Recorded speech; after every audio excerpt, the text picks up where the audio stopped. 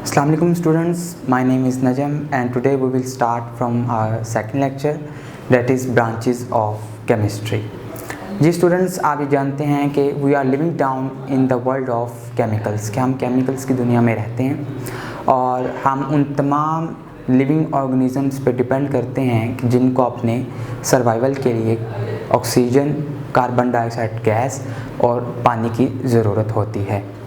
और आज के दौर में केमिस्ट्री ने ज़िंदगी के हर एस्पेक्ट में वाइड स्कोप है। तो हम ब्रांचेस ऑफ केमिस्ट्री से स्टार्ट करेंगे।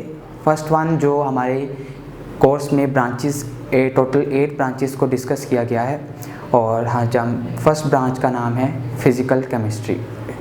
फिज़िकल केमिस्ट्री साइंस की केमिस्ट्री की ऐसी ब्रांच है कि जिसमें आप मैटर की कंपोजिशन और फिज़िकल प्रॉपर्टीज़ के दरमियान रिलेशनशिप को देखते हैं। What is composition?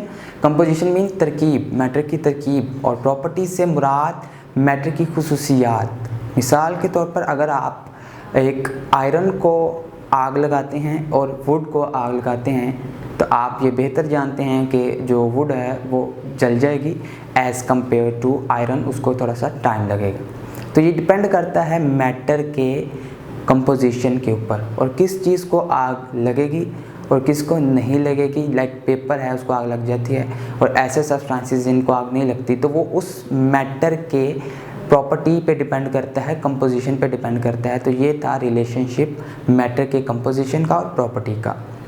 ये हम फिज़िकल केमिस्ट्री में इसको डिस्कस करते हैं। दूसरा, मैटर में क्या चेंजिंग आ रही है, मैटर में क्या चेंजिंग आ रही है, इससे क्या मुराद है कि मादे में क्या तब्दीलियाँ आ रही हैं। मिसाल के तौर पर अगर आपके पास वाटर है, आप उसको फ्रिज में या रेफ्रिजरेटर में रख दें तो वो सॉलिड में कन्वर्ट हो जाएगा, बर्फ़ बन जाएगी, और उसी को अगर आप बॉईल करना शुरू कर दें तो वो वेपर्स में कन्वर्ट हो जाएगा।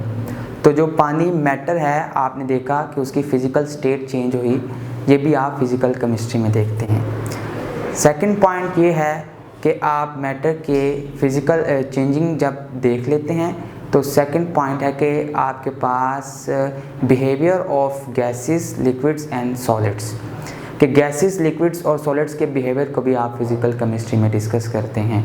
इससे क्या मुराद है कि अगर आप एक बलून में गैस भर रहे हैं और एक इतनी गैस भर देते हैं कि वो बस्ट हो जाता है, तो वो उस गैस ने अपना बिहेवियर दिखाया।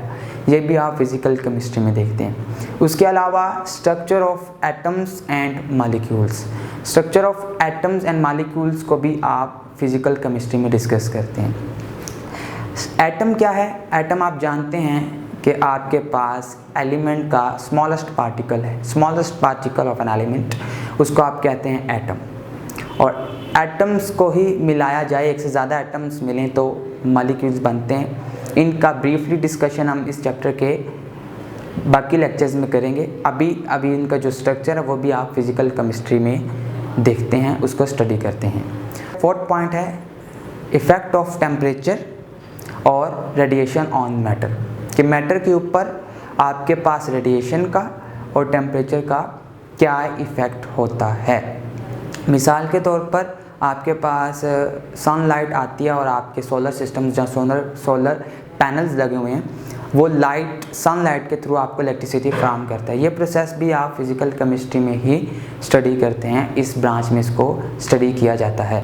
जी, नेक्स्ट आपके पास ऑर्गेनिक केमिस्ट्री है। ऑर्गेनिक केमिस्ट्री में आपके पास केमिस्ट्री के ये एक ऐसी ब्रांच है जिसके अंदर आप कोवलेंट कंपाउंड्स ऑफ कार्बन और हाइड्रोजन और उनके डेरिवेटिव्स को डिस्कस करते हैं।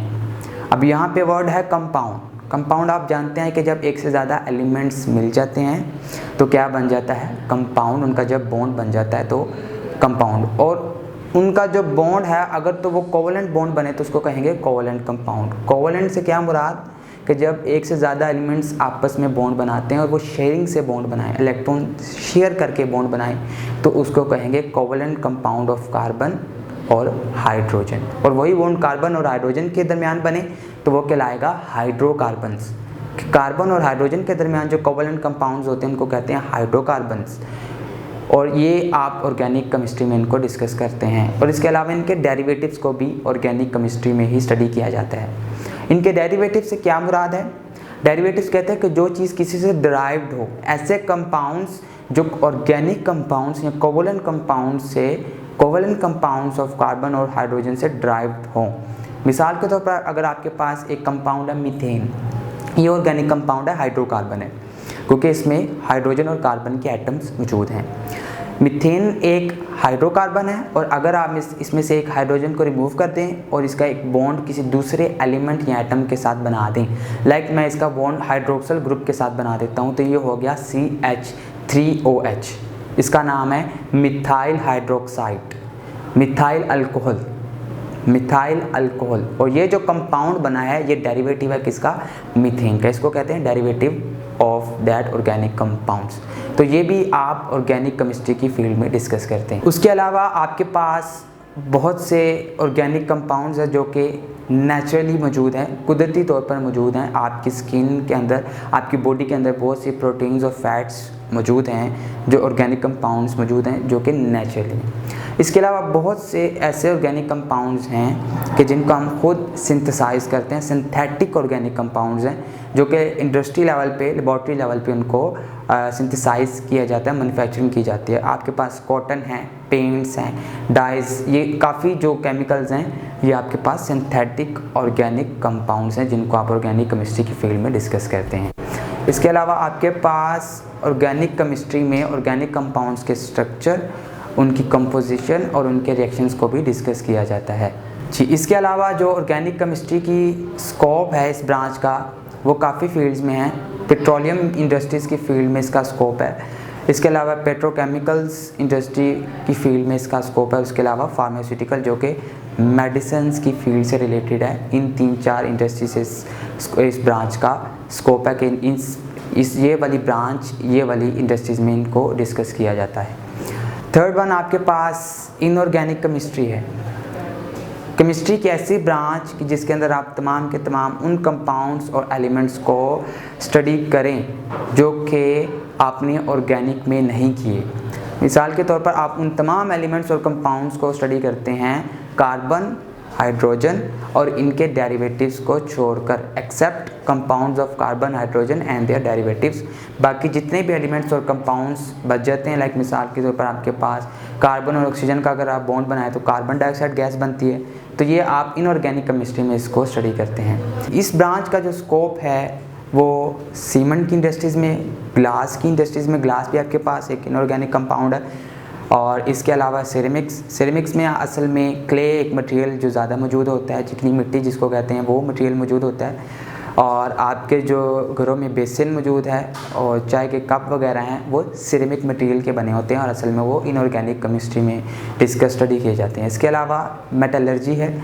मेटलर्जी कहते हैं extraction of metals from ores, कि ज़ेरे ज़मीन जो मेटल्स के ज़ख़ीरे मौजूद हैं ओर्स कहलाते हैं, उनसे मेटल को एक्सट्रैक्ट करना, सेपरेट आउट करना कहलाता है मेटलर्जी। तो ये था इस ब्रांच की स्कोप जी। नेक्स्ट ब्रांच जो केमिस्ट्री का हम डिस्कस करेंगे वो है बायोकेमिस्ट्री जी। ये केमिस्ट्री की एक ऐसी ब्रांच है कि जिसके अंदर आप सब्सटेंसेस के रिएक्शन, कंपोजिशन और उसका स्ट्रक्चर देखें। ऐसे सब्सटेंसेस का रिएक्शन, कंपोजिशन और स्ट्रक्चर देखें जो कि लिविंग ऑर्गेनिजम्स के अंदर मौजूद हैं। लिविंग ऑर्गेनिजम्स आप जानते हैं, एनिमल्स हैं, प्लांट्स हैं, ह्यूमन बींग्स हैं, एक्सेट्रास। इनके अंदर जितने भी सब्सटेंसेस मौजूद हैं उनका रिएक्शन, उनकी कंपोजिशन, उनकी तरकीब क्या है और उनकी खुसूसियात क्या हैं बॉडी के अंदर, एनिमल्स की बॉडी के अंदर, ह्यूमन बींग्स और इसी तरह प्लांट्स की। तो ये सारी की सारी चीज़ें केमिस्ट्री की, बायोकेमिस्ट्री की ब्रांच में डिस्कस किए जाती हैं।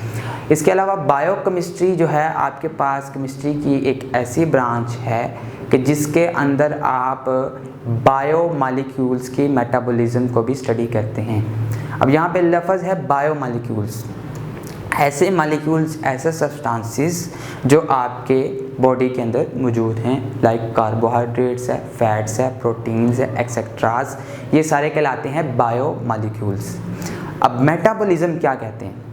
तमाम के तमाम केमिकल रिएक्शंस, केमिकल प्रोसेस जो कि एक बॉडी के अंदर हो रहे हैं उसको कहते हैं आप मेटाबॉलिज्म। तो बॉडी के अंदर जितने भी बायोमॉलिक्यूल्स हैं उनका जितने भी मेटाबॉलिज्म के प्रोसेस हैं वो भी आप बायोकेमिस्ट्री की फील्ड में डिस्कस करते हैं। मिसाल के तौर पर डाइजेशन ऑफ फूड है कि आपके पास जो फूड है वो किस तरह बॉडी के अंदर डाइजेस्ट होता है, ये एक मेटाबॉलिज्म प्रोसेस है। ये भी आप बायोकेमिस्ट्री की फील्ड में हम इसको स्टडी करते हैं, डिस्कस करते हैं। उसके अलावा बायोकेमिस्ट्री जो है वो एक सेपरेट डिसिप्लिन के तौर पर वब इमर्ज्ड हुई, या इसको सेपरेट ब्रांच वब बताया गया जब साइंटिस्ट ये चीज़ सर्च कर रहे थे कि हमारी फूड जो हम खाते हैं, खुराक खाते हैं, फूड खाते हैं, हम उससे किस तरह एनर्जी गेन करते हैं। और दूसरा कि जब हमारी बॉडी को कोई डिसीज़ हो जाती है तो हमारी बॉडी के ऊपर उसके क्या इफ़ेक्ट्स होते हैं। जब ये चीज़ें सर्च हो रही थी तो वह बायोकेमिस्ट्री की फील्ड को अलहदा से सेपरेट डिसिप्लिन के तौर पर इमर्ज्ड हुई। उसके अलावा बायोकेमिस्ट्री की एप्लीकेशन के बारे में बात करें तो मेडिसिन्स की फील्ड में, एग्रीकल्चर की फील्ड में और फूड साइंस की फील्ड में इसके स्कोप है। इन तीनों फील्ड में बायोकेमिस्ट्री का स्कोप है। तो जी स्टूडेंट्स, आज का लेक्चर कंप्लीट होता है। बाकी नेक्स्ट ब्रांचेस हम नेक्स्ट लेक्चर में पढ़ेंगे। अल्लाह हाफिज़।